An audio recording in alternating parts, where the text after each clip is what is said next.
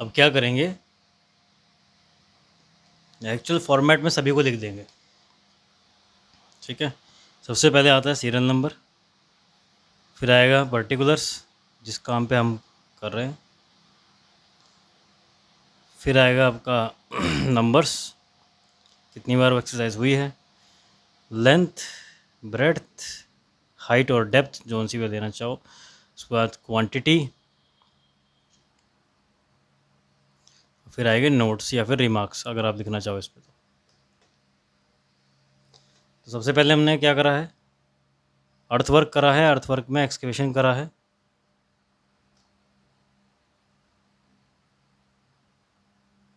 एक ही बार किया है।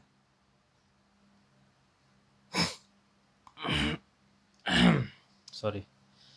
इसके बाद हमने क्या किया, कंक्रीटिंग करा है, फिर ये भी एक ही बार करा है। फिर आएगा हमारे पास footing, brick work, first, second, third, ये सब एक एक बार हुए हैं।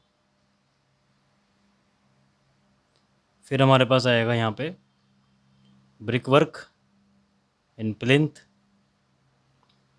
ये भी एक वन टाइम हुआ है। फिर ब्रिक वर्क इन वॉल जो हमें कंस्ट्रक्ट करनी है, वन टाइम। इसको अलग पढ़ना है, देखें इसी में डिडक्शन दिखाएंगे।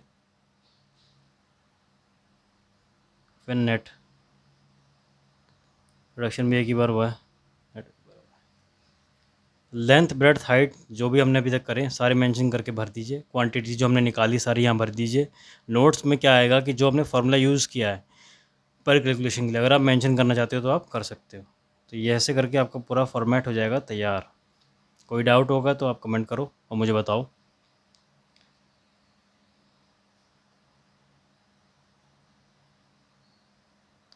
ठीक, इसके बाद अगर इसके रेट गिवन होते हैं, यानी कि हम लोग जो फॉलो करते हैं शेड्यूल ऑफ रेट्स, अगर वहाँ से इसके हम रेट निकाल लेते हैं, एक्सकेवेशन का रेट, कंक्रीटिंग का, फुटिंग का, ब्रिक वर्क जितनी भी यूज़ हुई हैं, तो हम लोग टोटल कॉस्ट निकाल देंगे। बट मेन चीज़ है क्वांटिटी निकलना, क्वांटिटी यहाँ निकल के आएगी। ठीक है, ओवरऑल क्वांटिटी कुछ नहीं है, सबको ऐड नहीं करना है, सबके अलग अलग है ना, सब अलग अलग पर्टिकुलर्स है। मतलब कि यहाँ मिट्टी खोद रखी है यानी एक्सकेवेशन हो रहा है, सॉइल हो रही है, सॉइल वर्क हो रखा है, यहाँ पे मिट्टी निकाली हुई बाहर।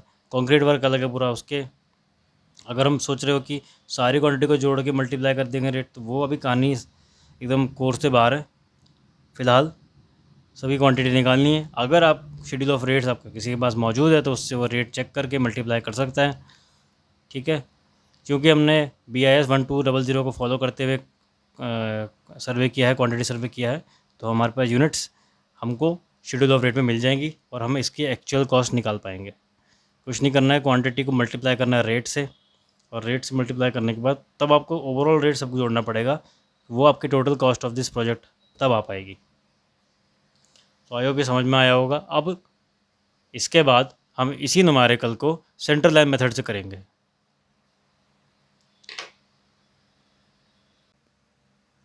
सो अभी लास्ट जो हमने न्यूमेरिकल किया वो हमने किया था long wall short flow method से, जो कि डिटेल्ड एस्टिमेट का एक एग्जांपल है। अब जो हम करेंगे वही सेम एग्जांपल करेंगे, लेकिन करेंगे हम लोग किससे, सेंट्रल लाइन मेथड से। सेकंड मेथड जो कि हम डिटेल्ड एस्टिमेट में यूज़ करते हैं। राइट, डायग्राम देखते हैं, वही डायग्राम है, देख लो आराम से, कोई टेंशन वाली बात नहीं, कोई जल्दीबाजी नहीं है। ये इसका जो विड्थ है, वो ये साइज़, जब मतलब क्या बोलें इसको, विड्थ ऑफ दी वॉल ये 0.3 मीटर है। ठीक, वही जो पहले थी। लिखना चाहो लिख सकते हो ऐसे करके बताने के तरीके से, 0.3 मीटर। ठीक है, foundation design as it is वही है, डोर का साइज़ सेम रहेगा, विंडो का साइज़ सेम रहेगा। देख लो ध्यान से, इसे जिसे दिख ना रहा हो उसके लिए पास ले आते हैं इसको डायग्राम को। ठीक है, चलो अब इसको सेंटर लाइन मेथड से करना है।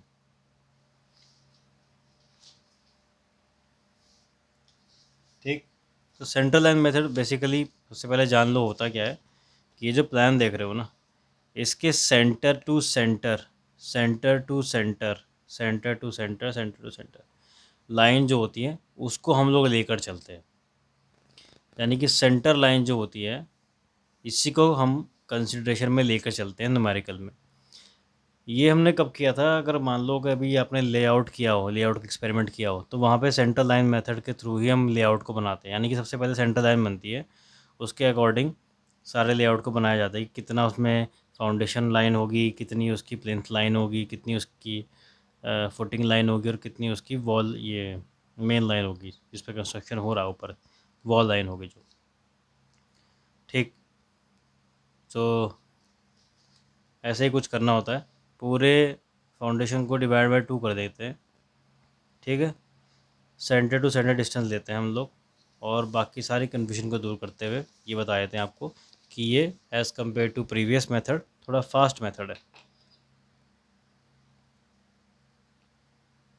ठीक, अभी देखो सेंटर लाइन को शॉर्ट फॉर्म में लिखते हैं CL, लिख सकते हो। मतलब इसको निकालने का तरीका कुछ ऐसा है कि पहले समीशन ऑफ हॉरिजॉन्टल, फिर समीशन ऑफ वर्टिकल।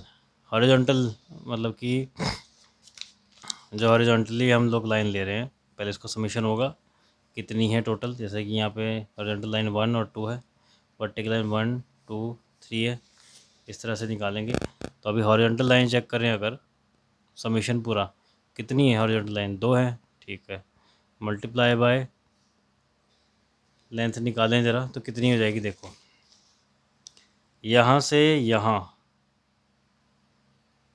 क्या पूरा यहाँ से यहाँ चेक करें अगर सेंट्रल लाइन तो कैसे होगा।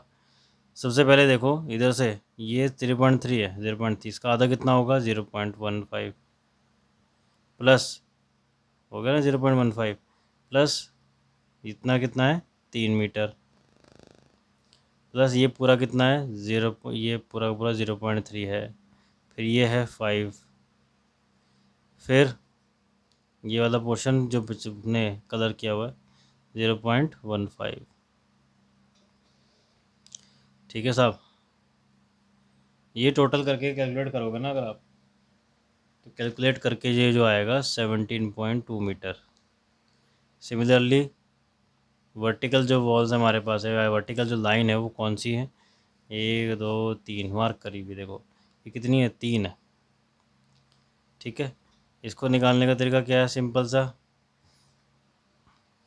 4 तो अंदर से दे रखी है दोनों की वर्टिकल हाइट, मतलब हाइट दे रखी है ऑब्वियसली, यहाँ से एडिशन 0.3 डिवाइड बाई 2, यहाँ से एडिशन 0.3 डिवाइड बाई 2।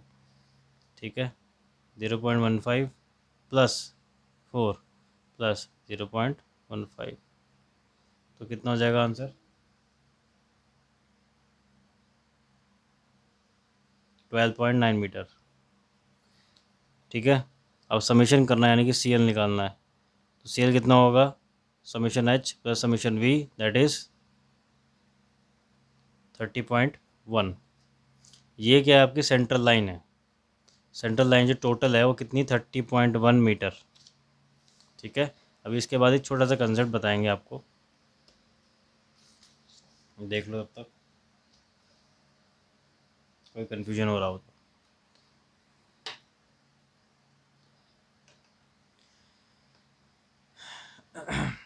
सबसे पहले हम लोग स्टेप देख लेते हैं, ड्राइंग की तरह चलें। सबसे पहले क्या करना है, एक्सकेवेशन, क्या आएगा एक्सकेवेशन। ठीक है, एक्सकेवेशन होगा, ये किसके अंदर आता है एक्सकेवेशन, अर्थवर्क के अंदर। कैसे निकालते हैं हम लोग, क्यूबिक मीटर में होती है यूनिट, सही है, तो क्वांटिटी कैसे निकालेंगे, L into B into H, या फिर डेप्थ कह लो। ठीक है, यहाँ पे L जो है ना, ये निकालने के लिए सिंपल सा फॉर्मूला, इसको बहुत ध्यान समझेंगे। देखो जी, ये जो है ये है लेंथ ऑफ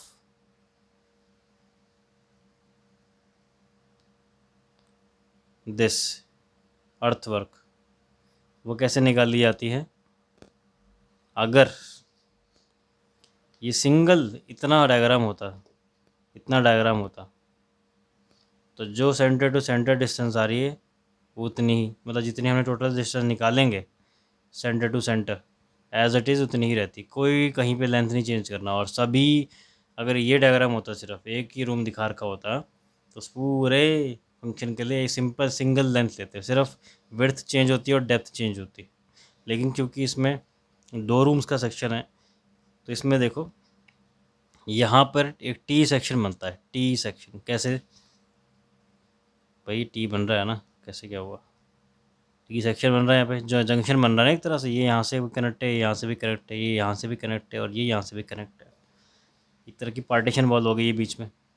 इस केस में अगर ये सिंगल रूम वाला सेट होता तो उसमें कुछ नहीं करना था, लेंथ कैलकुलेट करते सेंटर टू सेंटर और जो ओवरऑल लेंथ आती वही सब में लगती। लेकिन क्योंकि ये डबल सेक्शन, मतलब इसमें 2 रूम्स हैं और पार्टीशन वॉल का केस आ गया, यानी कि इसमें टी सेक्शन आ गया या फिर जंक्शन आ गया, तो ऐसे केस में क्या करते हैं हम लोग, एक कंसेप्ट को समझते हैं कि देखो, जब हमने इस लेंथ को लिया सेंटर टू सेंटर यहाँ पे, तो ये वाला जो पोर्शन है ये पूरा हम लोग जो है कैलकुलेट कर चुके हैं एक बार। सिमिलरली ये वाला भी पूरा कैलकुलेट कर चुके, एक बार ले लिया ना। जब हम यहाँ की बात करें तो यहाँ पे हमने क्या जोड़ा, 4 प्लस 0 पॉइंट, देखो 4 प्लस 0.15 इतना और 0.15 इतना, ये जोड़ा, इधर भी जोड़ा, इधर भी जोड़ा, लेकिन हमने मल्टीप्लाई बाय क्या 3, यानी कि हम इसको भी जोड़ रहे हैं, ये वाला हिस्सा भी जोड़ रहे हैं, ये भी जोड़ रहे हैं, जबकि ये नहीं जोड़ना चाहिए क्योंकि ये ऑलरेडी ऊपर वाले कैलकुलेशन में आ गया है। इसलिए इस पोर्शन को जो 2 बार आ गया है इसको माइनस किया जाता है। ठीक है, इस टी सेक्शन में जो एरर आया था एक तरह से कि एक ही चीज़ 2 बार कैलकुलेट हो जाती है, जो कि ऑब्वियसली आपको एक्यूरेसी में दिक्कत करेगी, आपको गलत वैल्यू देगी क्योंकि वो तो ऑलरेडी हो चुका है, उसको दोबारा हम निकाल कैसे रहे हैं? ठीक है ना, ये ऑलरेडी जब हमने ऊपर की हॉरिजॉन्टल वॉल ली तो वहाँ पे कैलकुलेट कर दिया पोर्शन, लेकिन अगर हम वर्टिकल वॉल में जाएंगे तो दोबारा कैलकुलेट कर रहे हैं। तो हम क्या करते हैं, जब हम कोई भी इस तरह का टास्क करेंगे, चाहे एक्सकवेशन, चाहे कंक्रीटिंग, चाहे प्लिंथ वर्क, तो वहाँ पे लेंथ में चेंजेस आएंगे। कैसे, वो कब आएंगे पहले तो ये जान लो, जब कोई भी जंक्शन वाले केसेस आते हैं या फिर इस तरह के जहाँ रूम 1, रूम 2, रूम 3 हो, आपस में कनेक्टेड हो पार्टीशन वॉल से, तो वहाँ पे लेंथ में चेंज करना पड़ता है। बट अगर ऐसे खाली कमरा हो, एक दरवाज़ा हो बस, तो उसमें कुछ नहीं करना होता, एक बार आपको निकालनी होती है सेंट्रल लाइन, वही central line through out the numerical चलती है, फिक्स्ड, को नो चेंजेस ना। अब इसको करते हैं लेंथ वाले को। इसका फार्मूला क्या है? इसका सिंपल सा फार्मूला है कि जो सेंट्रल लाइन है उसको, उसमें माइनस करेंगे width divided by 2 into number of T junction. ये फार्मूला आप जो है एकदम जो है याद कर लें। अब इस वाले केस में एक्सकेवेशन में क्या होगा, देखो CL कितना निकाल रखा है हमने, 30.1 मीटर। विड्थ जब लिखा है ना यहाँ पे, तो विड्थ हम वो वाली लेंगे जिस पे हम काम कर रहे हैं अभी, जिस पे काम कर रहे हैं। क्या काम कर रहे हैं हम लोग? हम काम कर रहे हैं एक्सकेवेशन, अर्थवर्क कर रहे हैं। तो डायग्राम में देखेंगे एक्सकेवेशन में सबसे चौड़ी विड्थ कितनी ले रहे हैं हम लोग, 1 मीटर ले रहे हैं, तो इसलिए यहाँ पे जो आएगी विड्थ 1 मीटर आ जाएगी। ठीक, इंटू, अब यहाँ डिवाइड बाई 2 हो गया, अब इंटू लिखा है number of T junction. T junction देखो कितने हैं, पार्टीशन वॉल बीच में आ रही है, टी जंक्शन बन रहा है सिर्फ 1 और 2, तो 2 आ जाएंगे। ठीक है, एक टी जंक्शन बन रहा है और एक टी जंक्शन यहाँ बन रहा है, तो आ जाएंगे, 2 2 कटेंगे, -1, तो आंसर कितना आ जाएगा, 29.1 मीटर। ये वाली लेंथ है जो क्वांटिटी में इंक्लूड करी जाएगी। नाउ ये समझाने के लिए आपको थोड़ा स्लो कर दिया फर्स्ट स्टेप को, लेकिन इसी के प्रोसीड पे आगे चलते जाएंगे तो फटाफट होगा। अब नाउ क्वांटिटी कैसे निकलेगी, 29.1 मीटर इंटू ब्रेड्थ कितनी है इसकी, चौड़ाई कितनी है 1 मीटर, ऊंचाई गहराई कितनी है, हम एक्सकेवेशन खुदाई कर रहे हैं ना, कितनी है देखो, 0.246 और 3 9, 0.9 मीटर। ठीक है, इसे कैलकुलेट करो ज़रा, कैलकुलेट करोगे तो 26.19 मीटर क्यूब आना चाहिए आंसर। ठीक है, इसके बाद सेकंड आएंगे, ये अर्थ एक्सकेवेशन में तो हो गया। एक्सकेवेशन के बाद क्या करना है, डायग्राम में चेक करोगे फाउंडेशन में तो कंक्रीटिंग करनी होती है, कंक्रीटिंग इन फाउंडेशन। ठीक है, ये भी क्यूबिक मीटर यूनिट है, ये समझ जाओ, ये तो बार बार लिखने की ज़रूरत नहीं है। ठीक है, सीधे लेंथ पे आते हैं। लेंथ कैसे कैलकुलेट होगी इसमें, सी एल माइनस विड्थ कितनी है, विड्थ बाय, देखो यहाँ पे विड्थ डिवाइड बाय 2, विड्थ कितनी है कंक्रीट में 1 metre, as it is fix रखेंगे इंटू 2। ठीक है, इसका आंसर सेम ही आएगा क्योंकि सी एल कितना है 30.1, 1/2 इंटू 2, ये सेम हो गया फंक्शन, वही आंसर सेम आ जाएगा इसका। ठीक है, लेकिन क्वांटिटी अलग आएगी। क्वांटिटी अलग क्यों आएगी भाई, क्वांटिटी अलग इसलिए आएगी क्योंकि 29.1 इंटू 1 तो ठीक है, लेकिन इसकी जो हाइट है वो कितनी है 0.3 मीटर्स, तो इसकी जो क्वांटिटी निकल के आएगी दैट इज़ 8.73 मीटर क्यूब। अब आते हैं हम लोग footing, footing in foundation. Footing in foundation is very simple topic. First footing, second, third। ठीक, लेंथ की कैलकुलेशन फटाफट कर लेंगे। फुटिंग 1 की बात करें अगर, लेंथ कितनी हो जाएगी 30.1 माइनस फुटिंग 1 की डेप्थ चेक करेंगे, फुटिंग 1 की चौड़ाई चेक करेंगे 0.8, 0.8 डिवाइड बाई 2 इंटू 2 गया 0.8 माइनस हो जाएगा, तो आंसर आ जाएगा आपका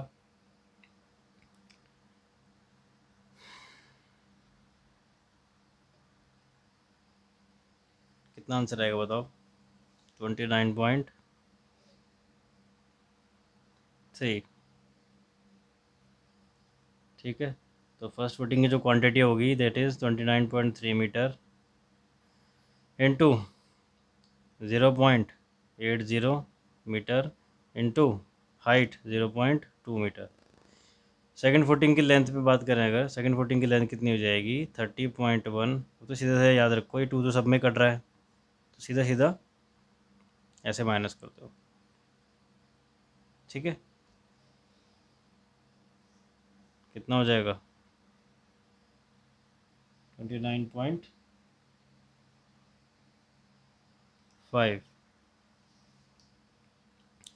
सो सेकंड फुटिंग में कितना होगा 29.5 metre into 0.60 metre into 0.2 metre. यार इसकी वैल्यू तो बताई नहीं आपको, इसकी वैल्यू कितनी है, फर्स्ट फुटिंग की है 4.688 मीटर क्यूब। ठीक, on the other side second footing की है 3.54 मीटर क्यूब। थर्ड फुटिंग पे जाएंगे, सिंपल सी बात है, थर्ड फुटिंग भी कैसी हो जाएगी, कितनी है थर्ड फुटिंग की चौड़ाई 0.50। चलो, तो आप वैल्यू आ गई 29.6, लेंथ की वैल्यू, लेंथ आ गई 29.6 metre into 0.5 metre into 0.2 metre, so the answer will be 2.96 metre cube. आ गया आंसर आपकी।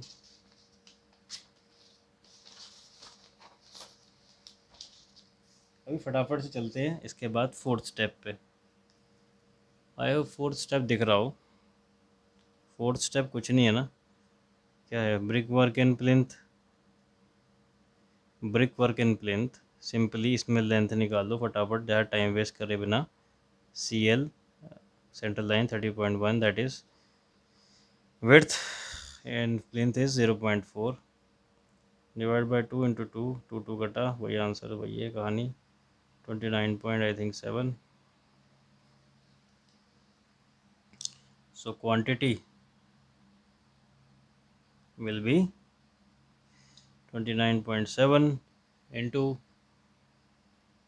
0.4 into 0.3, so the answer is 3.564 meter cube and at last brick work in wall which is also first we have to calculate the length सबसे पहले निकालेंगे भाई length simple सी कहानी 30.1 minus 0.3 divide by 2 into 2 कट गया यहाँ से तो 29.8 metres quantity 29.8 into 0.3 into 3 metres तो आंसर टोटल आएगा आपका 26.82 मीटर क्यूब। बट इतना नहीं होगा, इसमें डिडक्शंस होंगे।